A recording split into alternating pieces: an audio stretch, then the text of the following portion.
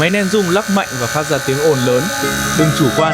Đây là 4 bước kiểm tra để bắt bệnh chính xác cho hệ thống của bạn. Thứ nhất, vấn đề dầu bôi trơn.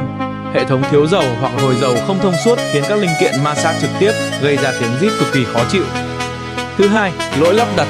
Việc hút chân không đặt chuẩn dẫn đến biến động áp suất cao, gây ra hiện tượng va đập thủy lực và làm máy nén vận hành không ổn định. Thứ ba, sự xuống cấp của thiết bị. Máy nén quá cũ, linh kiện bên trong bị mài mòn sau thời gian dài sử dụng là nguyên nhân tự nhiên khiến độ ồn tăng cao. Và cuối cùng, lỏng ốc chân đế.